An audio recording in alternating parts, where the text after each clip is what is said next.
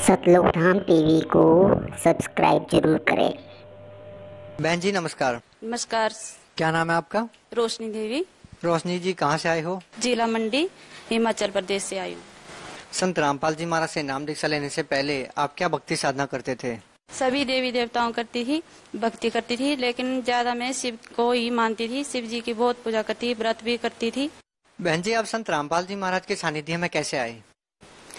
मेरी मामी जी ने नामदान लिया था। उन्होंने बताया मेरे ससुर जी के साथ कि ऐसे ऐसे संत रामपाल जी महाराज ऐसे ऐसे हरियाणा पे आए हैं और ऐसे ऐसे आप जाओ और उनसे नाम दीक्षा दिला दो। फिर ऐसे ऐसे बस सुबह शाम को ही बोला, सुबह हम निकल पड़े। हमको कोई पता नहीं था कि हमें कैसे भक्ति करनी है, कौन संत होते हैं, कैसी भक्ति होती है। मैं इतनी बीमार थी, मैं तो खुद को भी नहीं पहचानती थी कि मैं क्या हूँ। और इतनी बीमार पड़ने के बाद हम जब वहाँ गए सतलोक आश्रम में, वहाँ हमने नामदान लिया। नियमों के बारे में वहाँ बोला कि ऐसे ऐसे नियम रखते हैं, भाई आप देख लो रखना है या नहीं, करना या कर सकते हैं तो नामदान ले लो, नहीं तो ऐसे भक्ति नहीं मिलेगी। मैंने सोचा, मैंने अपने भक्त जी को बोला कि देखो देख लो आप, यहाँ तो पैर छूने को भी मना करते हैं, ऐसा ऐसा बता रहे हैं।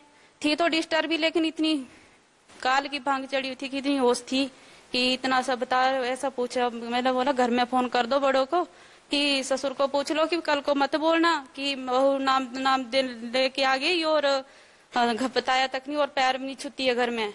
अच्छा भक्त जी ने रात को फोन कर दिया। फोन किया तो उन्होंने पूछा कि ऐसे, अच्छा कोई बात नहीं, आप ऐसा करो नामदान ले लो।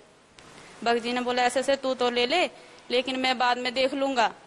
चलो मैंने तो गई, मैंने कुछ नहीं देखा, मुझे कोई पता नहीं था यहाँ क्या होता है क्या नहीं। मैंने नामदान ले लिया। फिर उसके बाद भक्त जी ने भी 1:30-2 बजे परमात्मा की ऐसी कृपा हुई संत रामपाल जी की कि इन्होंने भी नामदान ले लिया। मैं बहुत खुश हो गई कि चलो अब हम दोनों आएंगे। अकेली तो कहीं घर से बाहर निकली नहीं हूँ, कहाँ जाऊंगी। ऐसे बोलते बोलते और हम नामदान लेके आ गए। बहन जी जब आपने संत रामपाल जी महाराज से नाम दीक्षा ली तो आपको क्या लाभ मिले? पहला तो हम जब वहाँ गए नामदान लिया संत रामपाल जी से, वहाँ गए तो भक्त जी मैं तो सर जी मैं तो खाना तक नहीं खाती थी। मुझे नहीं पता था कि थाल की प्लेट लगाई हुई है, इसमें क्या रखा है, मुझे कुछ पता नहीं था।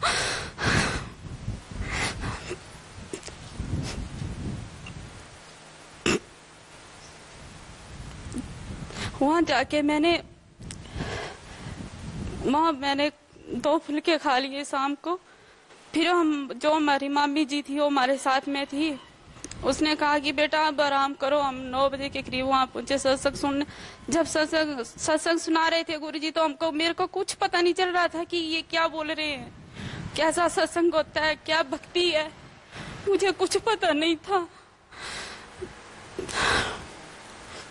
फिर उसके बाद मामी जी ने बोला कि आप रेस्ट करो और देख लो, बैठने को मन करता तो बैठ लो, सत्संग सुन लो। मैंने सत्संग सुनने तो लगी, लेकिन मेरे को कुछ पता नहीं चला। पता ही नहीं था भक्ति क्या होती है, साध संत क्या होते हैं, कुछ पता नहीं था। तो उसके बाद जब मैंने मामी को बोला कि मेरे को तो कुछ पता नहीं चल रहा है, भाई आप सुनो, मैं थोड़ी देर लेट जाती हूँ। लेटती मेरे को नींद आ गई। वहाँ मेरे को नींद ही नहीं होती थी रात को। जैसे प्रेत आत्मा आती थी तो मेरे को बहुत तंग करती थी, मेरे को पता नहीं चलता, नींद नहीं आती थी। तो फिर मैं सो गई। सुबह मेरा मामी जी मेरे को उठा देना, यहाँ कहाँ नहाते हैं और कहाँ बैठते हैं, मेरे को तो कुछ पता नहीं है। उतनी देर रात को कोई 3 बजे का टाइम था, तब वो परमात्मा ने कहा बेटी उठ जा, अब तेरा नहाने का टाइम हो गया है। मैंने वो इधर देखा, उठा कि मेरा बाप तो है नहीं यहाँ। मेरे को किसने बोला बेटी?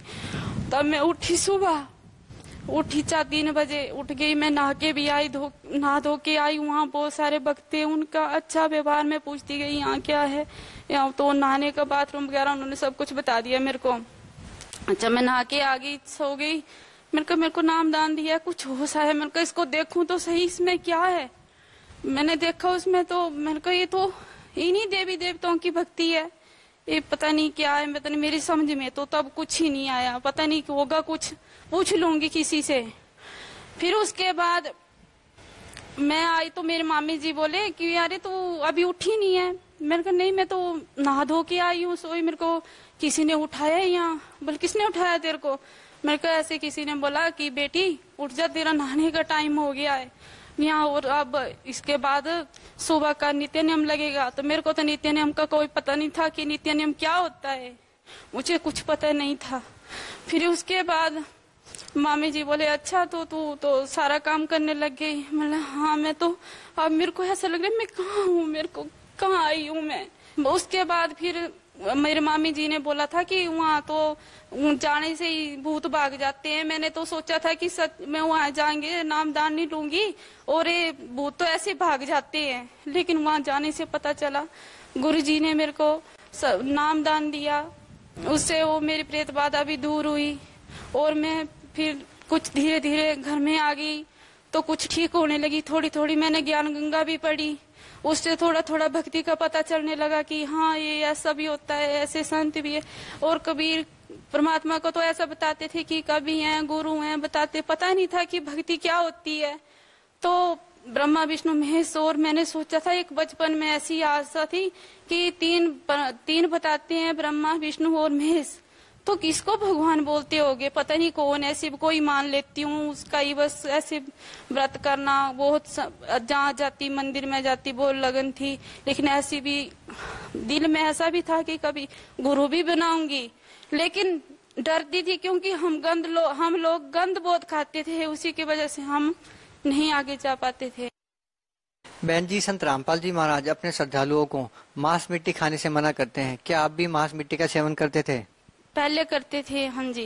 पहले तो मैं कई बार तस्वीर जैसे कैलेंडर लगाए होते थे तो उनसे मैं बातें करती थी कि कृष्ण जी मेरे को मैंने मीट नहीं खाना है, मुझे मीट से छुड़वा दो, मेरे पीछा छुड़वा दो। मुझे ऐसे होता था, अंदर से हवास होता था ऐसा। कई बार मैंने जैसे जब मैं बीमार हुई, मेरे को बोलते हैं खेले आती थी, तो मैं बोलती थी कि मेरे को मीट नहीं खाना, तो भूत बोलता था क्यों नहीं, तुझे खाना है, मैं क्या खाऊंगा, मैं भूखा थोड़ी नहीं रहूंगा।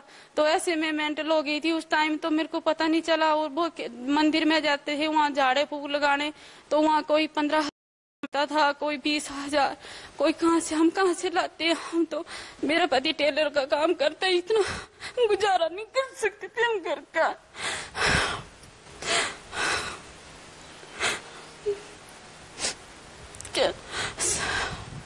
हम बहुत जगह गए, कहीं चंडीगढ़ में गए, वहाँ एक वहाँ कहते हैं कि शिव का बालकनाथ जी का मंदिर है वहाँ, तो गढ़कल में वहाँ तो बताते थे कि यहाँ प्रेत बाधा निकल जाती है। वहाँ कम से कम कोई 8-10 हजार आदमी बैठे हुए थे वहाँ पे।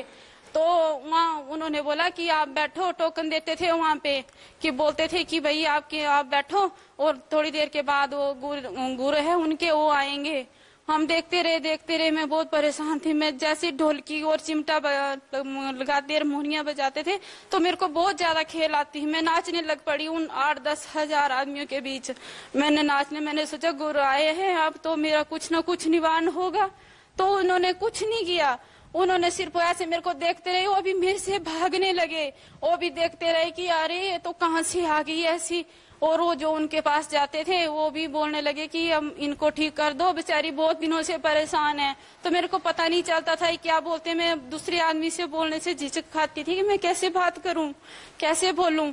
लेकिन वहां तो उन्होंने मेरे को वो देखते देखते वो मेरे से ऐसे आदमियों के ऊपर लेट गया और नीचे जैसे वहाँ बहुत सारे श्रद्धालु आते, किसके कहते हैं यहाँ बेटा होता है। लेकिन मैंने सोचा शायद मेरे को भी इतना दुख सुख में हो जाएगा थोड़ा बहुत सुख। तो उसने तो भगत जी और ही बोल दिया। उसने कहा कि ये तो इसको ऐसे ऐसे किया मेरे को 2 बार, और फिर कहा ये तो मेंटल हो गई है। मेरे भगत जी से बोला कि इसको तो मेंटल हॉस्पिटल में दिखा दो आप। और इन्होंने बोला ठीक है, तो मेंटल होगी शायद। मैं बहुत दिन से डिस्टर्ब थी, इन्होंने भी सोचा, मैंने भी सोचा शायद क्या पता मेरे दिमाग में टेंशन ही होगी, तो चलो हॉस्पिटल में दिखा लेते हैं।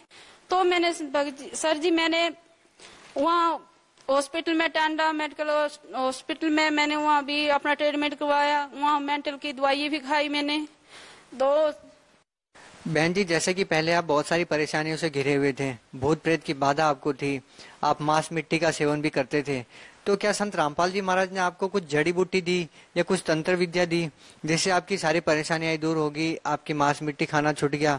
मुझे कोई जड़ी बूटी नहीं दी है, मुझे सिर्फ भक्ति है।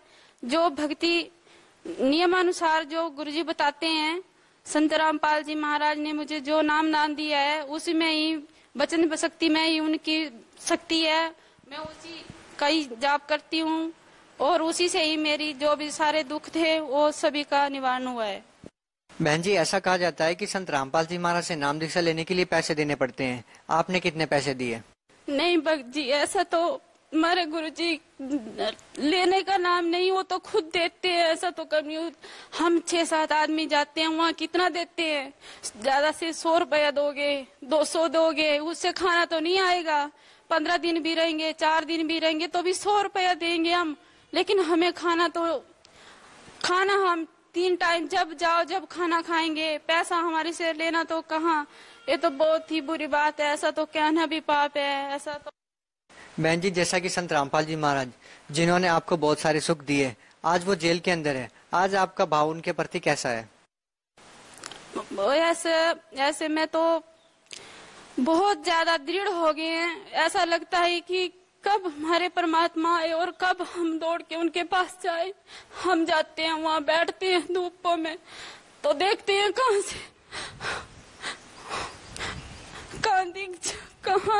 कहाँ एक झलक दिख जाए हमारे परमात्मा की, कहाँ नजर पड़ जाए और कहाँ हमें। आप भगत समाज को क्या संदेश देना चाहेंगे? मैं भगत समाज को संदेश तो क्या दूं, सिर्फ प्रार्थना कर सकती हूँ कि ऐसे संत बार बार नहीं मिलते हैं। ऐसे रामपाल जी महाराज इस धरती में परमात्मा का रूप बनकर यहाँ आए हैं। खास करके मैं अपने माँ बाप को, अपने परिवार को ये संदेश तो क्या दूं, उनके आगे विनती करती हूँ कि ऐसे संत, ऐसे परमात्मा कभी नहीं आएंगे जो इस कलयुग में आए हैं। उन्हीं से मैं यही प्रार्थना करती हूँ कि वो भी अपना कल्याण करवाएं। बहुत बहुत धन्यवाद जी। साहिब।